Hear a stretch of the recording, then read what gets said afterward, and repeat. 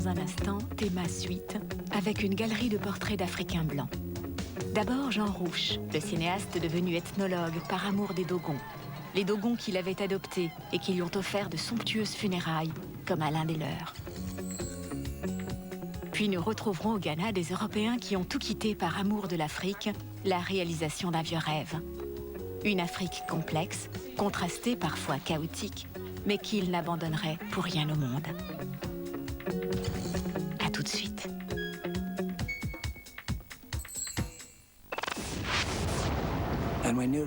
Nous savions que ce qu'ils avaient à nous dire était sérieux car l'atmosphère était tendue. Ils ont soulevé le rideau et ils ont dit « Messieurs, cette fois ça y est, le débarquement a commencé. »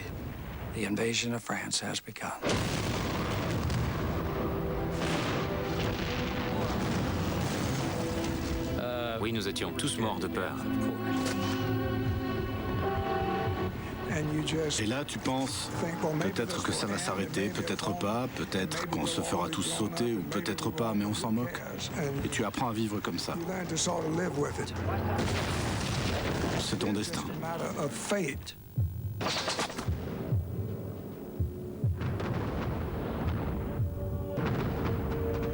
L'Amérique nous raconte sa deuxième guerre mondiale. The War. À partir du 5 mars sur Arte. Un sommet vierge des Andes péruviennes. Deux alpinistes décidés pour une ascension périlleuse à plus de 6000. Et c'est le drame. Une corde. Entre deux hommes. Entre la vie et la mort.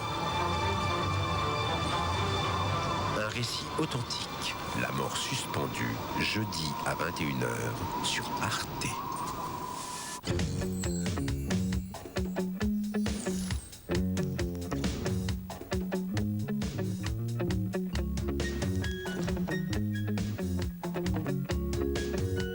Et maintenant, hommage à un Africain blanc, le dernier voyage du cinéaste Jean Rouch au pays Dogon.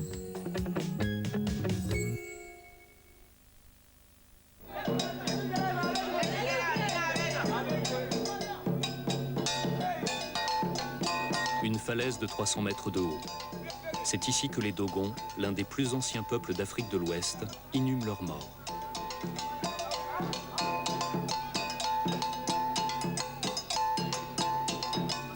Aujourd'hui, ils rendent un dernier hommage au cinéaste français Jean Rouch. Seuls les mieux entraînés pourront gravir les 72 derniers mètres et accompagner le cortège mortuaire jusqu'au bout.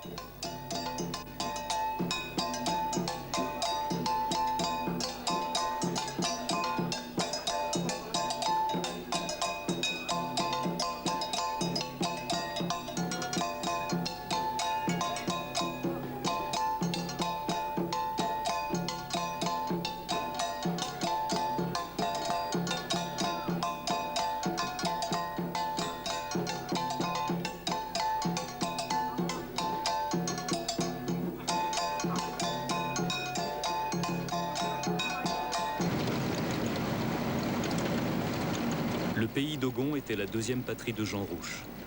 Il a trouvé la mort au Niger il y a 3 ans. Jocelyne Rouch, sa veuve, n'était pas revenue en Afrique depuis.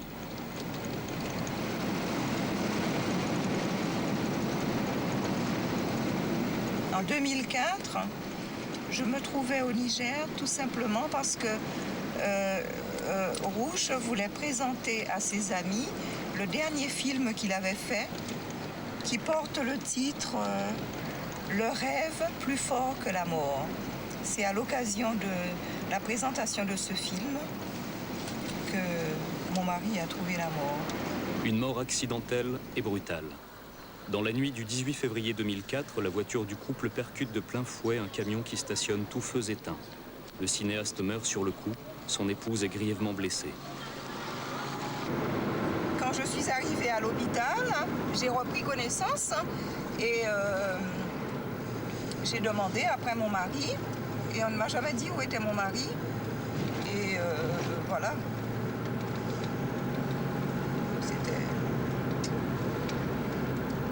Ça s'est terminé comme ça, le voyage. C'est ici que commence le pays Dogon, à 2 jours de route de Bamako. Les gens savent que les funérailles symboliques vont avoir lieu. Ils savent aussi que je suis la veuve de Jean Rouch. Demain, on partira d'ici pour aller au village où la cérémonie va se dérouler. Je ne sais pas en détail comment les choses se passeront dans les jours prochains.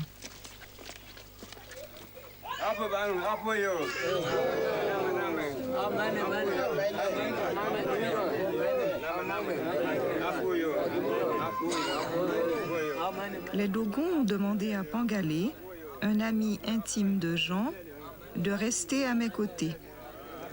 Quand mon mari filmait ici, Pangalé était son interprète. Ils se connaissaient depuis très longtemps. Pangalé est toujours là pour m'expliquer ce que je dois faire et comment le faire. J'ai acheté des noix de cola, le cadeau traditionnel qu'on offre à un hôte masculin. Regard méfiant au moment de les compter avant de les partager. Jean a été un homme fort. Dans ce village, il a été considéré comme initié. Et avant de mourir, Jean avait demandé à ces vieux de village, s'il mourait, de faire la même chose que chez les Dogons. Et après sa mort, on les a informés. Et ils disent qu'ils sont prêts à faire comme chez les Dogons. Donc, et là, maintenant, on va organiser l'enterrement des gens. C'est comme les initiés ici, dans ce village à Tiougou. Ici, cela n'a rien d'exceptionnel que les funérailles symboliques aient lieu des années après le décès. Pangalé me conduit au chef religieux du village, le Hogon. Il n'a pas le droit de quitter sa case, c'est à nous de lui rendre visite.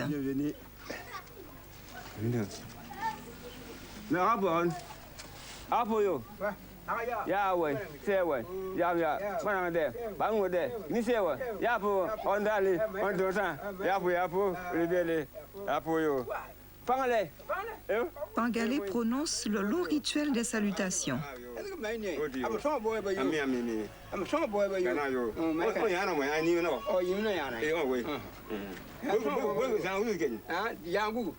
Il évoque la raison de ma présence ici et n'oublie pas d'attirer son attention sur l'obol qui doit garantir le bon déroulement de la cérémonie. On pourrait en sourire, mais mon mari aurait respecté à la lettre la coutume.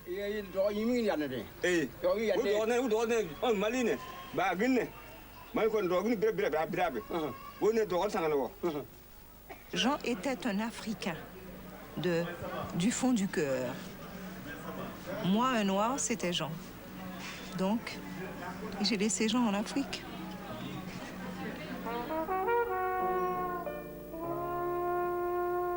Comment le jeune ingénieur est-il devenu ethnologue et fou amoureux du continent noir? En 1946, Jean Rouch achète sa première caméra sur un marché aux puces et profite d'une escale dans le Sahara pour en apprendre le maniement.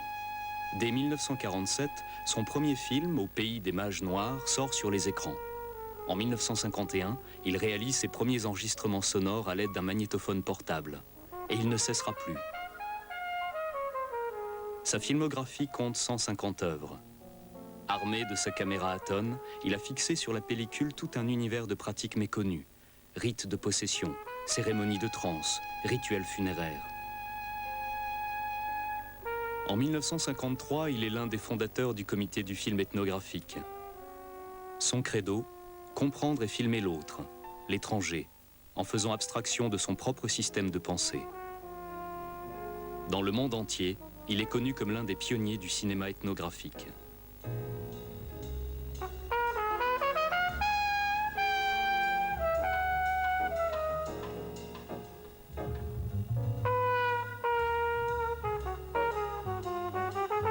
Dans les les années 60, des critiques de gauche lui reprochent d'être un amateur postcolonial de rituels exotiques.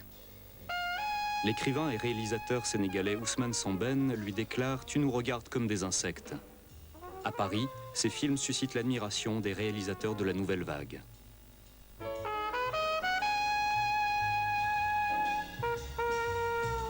Il est vrai que le cinéaste échappe aux catégories idéologiques. Sur le plan scientifique, son maître est l'ethnologue Marcel Griaule, considéré depuis une mémorable exposition au musée du Trocadéro comme celui qui a découvert la culture dogon.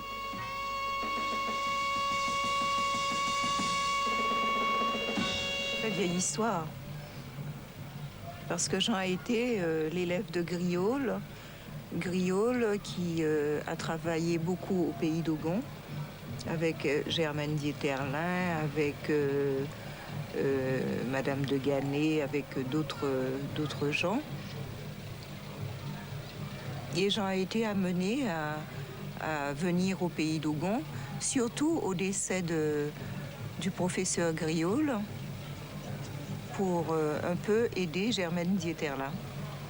Et à partir de là, il est revenu plusieurs années de suite pour filmer le Sigi.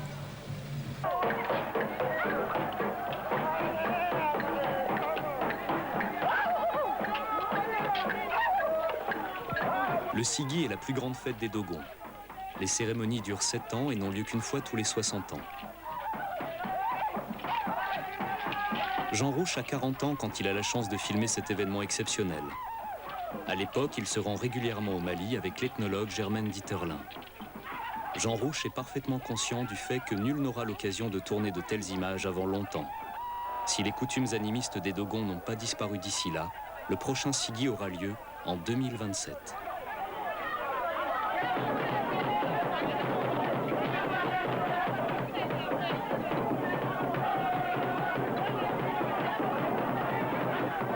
Cette séquence montre les danseurs et les percussionnistes de Tiougou. Presque 40 ans ont passé depuis que ces images ont été tournées, et très peu de choses semblent avoir changé, même si officiellement une part croissante de la population s'est convertie à l'islam.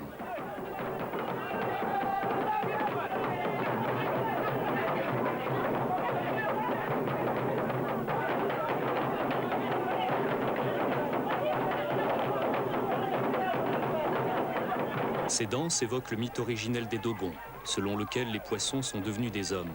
Le langage leur a été révélé, la mort est venue sur Terre et l'ancêtre commun de tous les Dogons a été enterré.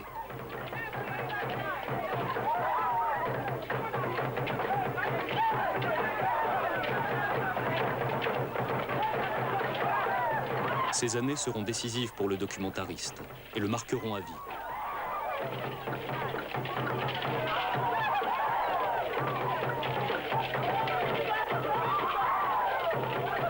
Mon mari gardait ses secrets.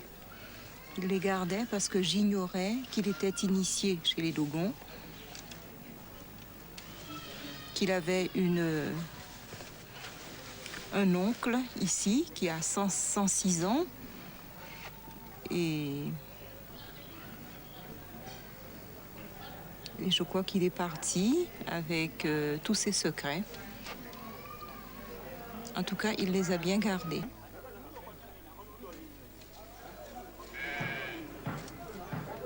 Les anciens Dogons se souviennent très bien de Jean.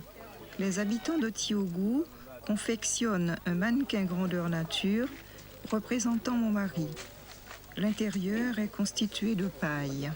J'ai apporté de Paris quelques vêtements et effets personnels de Jean comme on me l'avait demandé par téléphone.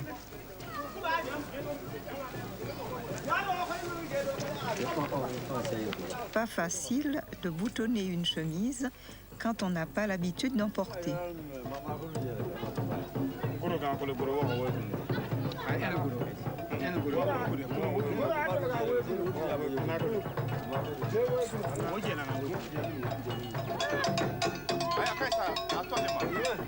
Les hommes semblent satisfaits de leur œuvre.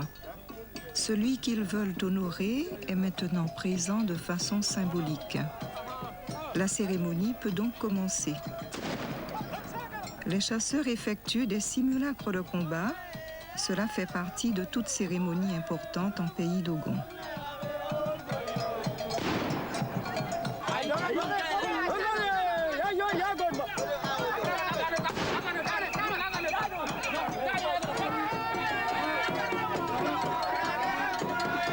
Ils ont placé le mannequin sur le toit de la case dans laquelle logeait Jean quand il était ici.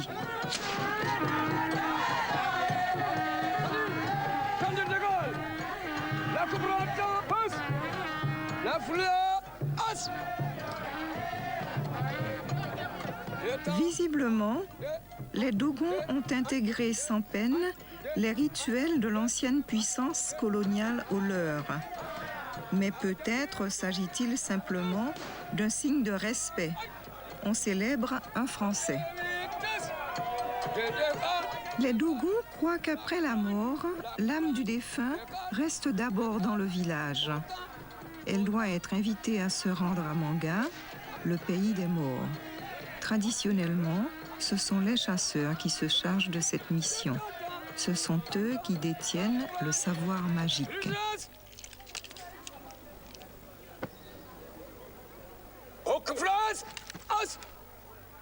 Attention!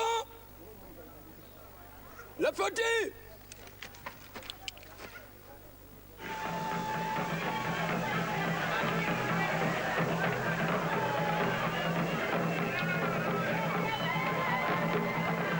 Un demi-siècle s'est écoulé depuis ces images. 2 mois après son décès en 1956 à Paris, le célèbre ethnographe Marcel Griaule est symboliquement enterré à Sanga, en pays Dogon. C'est la première fois qu'un Européen a droit à cet honneur. La poupée de chiffon le représente tel qu'il est resté dans les mémoires lors de son expédition de Dakar à Djibouti, en uniforme kaki et casque colonial.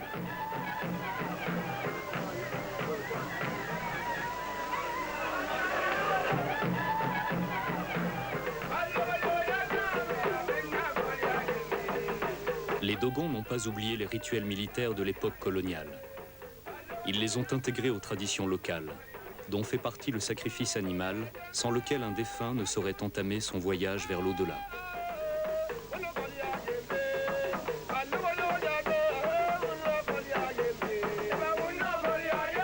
Le mannequin mortuaire est solennellement porté jusqu'au barrage que Marcel Griaule avait fait construire en 1949. Aujourd'hui encore, la simple évocation de son nom suscite l'enthousiasme dans tout le pays Dogon.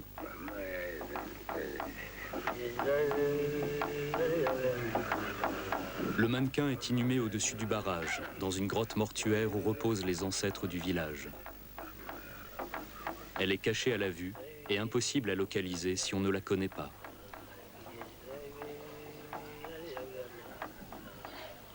C'est un des plus beaux lieux à visiter ici. Marcel Griaule a été le premier à faire une retenue d'eau dans cette région.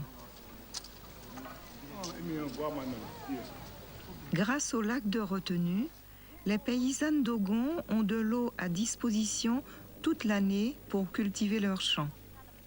Elles plantent des oignons, font 2 récoltes par an et approvisionnent tout le Mali. Les anciens appellent Marcel Griaule « Monsieur Barrage », l'identifiant à l'ingénieur. Jean, lui, l'était de formation.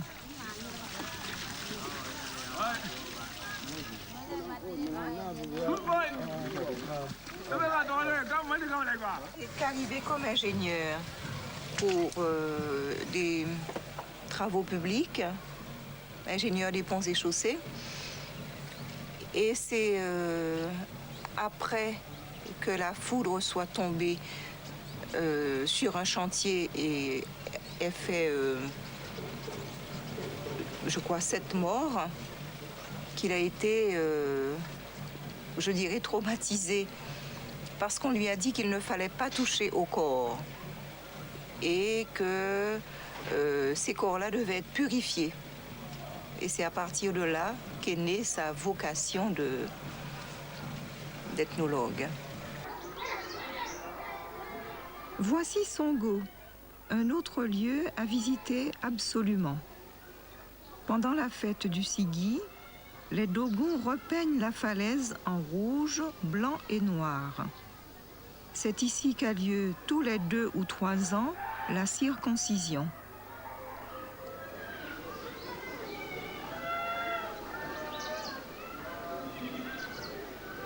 Jean-Rousse, il a travaillé avec un camarade, tout le film, Pays Dogon. Pays Dogon, il est content bien. Le M, à Yugo Dogoulou. Ici, tourné à Tuakou, Yenima, Kundu, Banani, Sanga, à Nomoli, Iseli, Niamey, et terminé à Songo ici. Pour tout le pays Dogon. Il a connu les gens. Le pays, il a beaucoup travaillé. En Banyagara, tout le monde, il connaît Laos, le compte bien, beaucoup travaillé.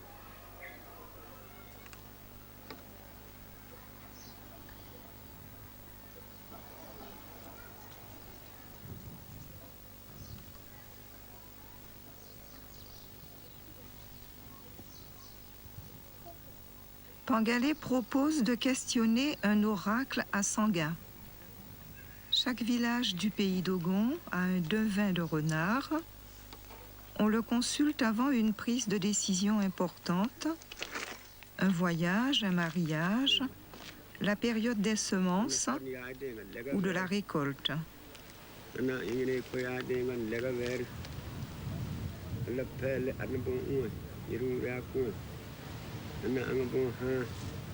Pour connaître l'avenir, il trace des dessins géométriques sur le sable au crépuscule.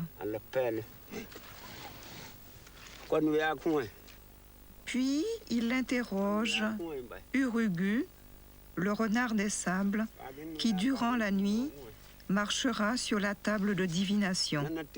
C'est alors que le devin interprétera les traces qu'il aura laissées. Il garnit la table de tiges de mil ici et là et place quelques cacahuètes. Lors d'une consultation en 2003, il a révélé que Jean mourrait dans les 3 années à venir. Je crois en ce que dit le renard. Et le renard avait vu le décès de Jean. Mais il y avait simplement une erreur dans la durée, dans le nombre de mois. Voilà, c'est tout. Donc, je crois que le renard voit juste, mais peut-être que l'interprétation de l'homme est fausse.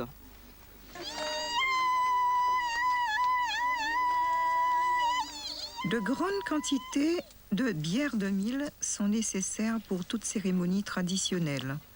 C'est aux femmes que revient cette fabrication.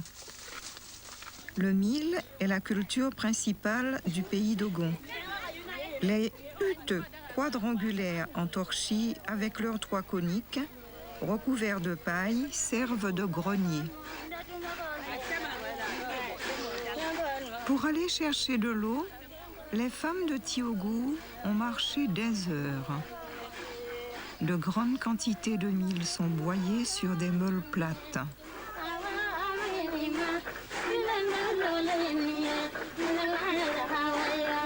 La farine est versée dans l'eau froide et chauffée sur le feu.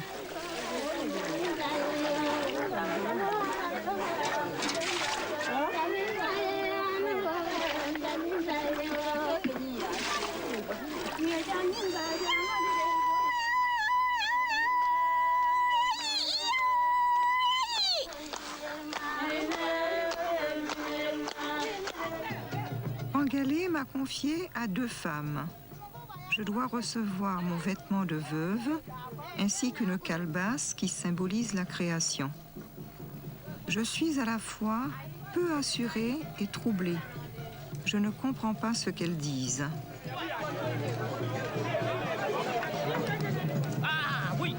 Le chef du village voisin est le seul homme autorisé à rester à mes côtés.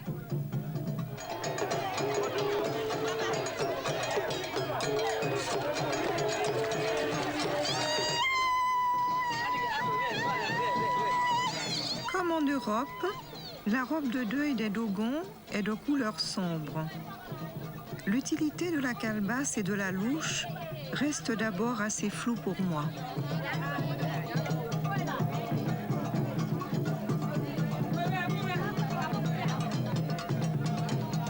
Les femmes sont embarrassées. Je fais sûrement quelque chose de travers. Elles me montrent comment je dois gratter le sol avec la calebasse et agiter la louche.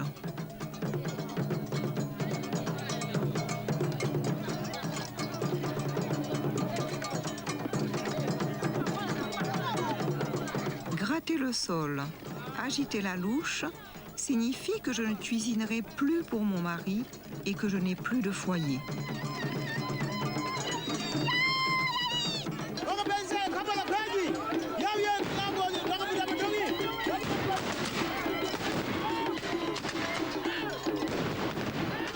De la maison de Jean sort un deuxième mannequin mortuaire. Il symbolise le cadavre et doit être transporté à l'extérieur du village, au tombeau des ancêtres. Les hommes tiennent à la main un sceptre en forme de tête d'antilope, symbole de la confrérie des voleurs, société que mon mari connaissait bien.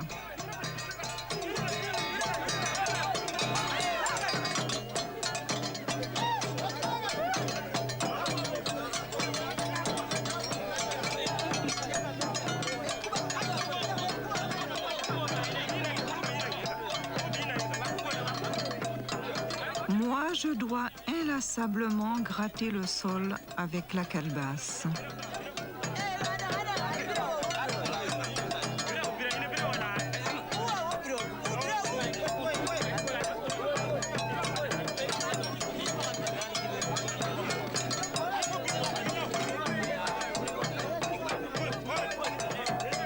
Pangalé, l'ami de toujours, est le maître de cérémonie.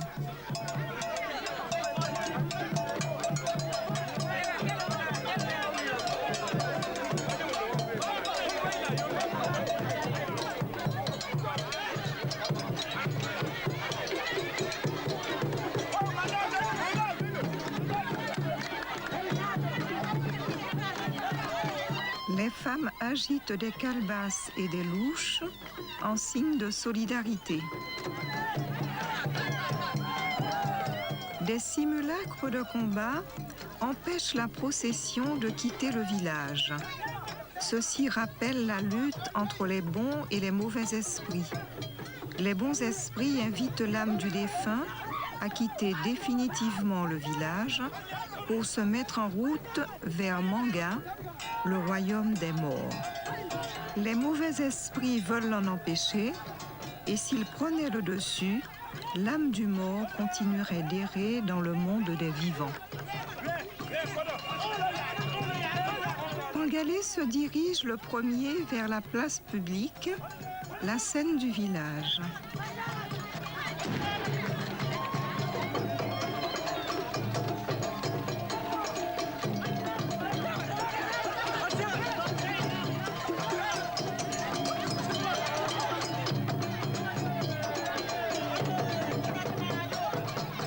Les Dogons pensent que l'âme met 60 ans pour arriver à Manga. Le plus difficile semble cependant être le début du voyage. Le combat des esprits dure des heures. Sur le visage des hommes, on devine le plaisir qu'ils ont à jouer leur rôle. Les jeunes femmes applaudissent avec enthousiasme et incitent les hommes à améliorer leur performance.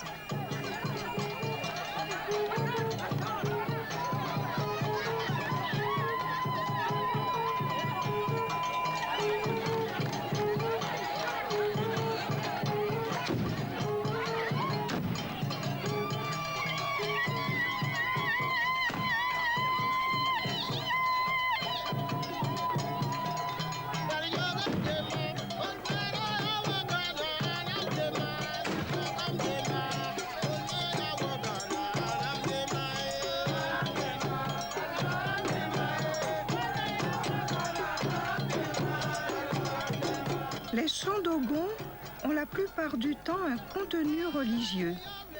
Il parle du dieu Amma, des bonnes actions du défunt, du pays des morts et du succès des guerriers.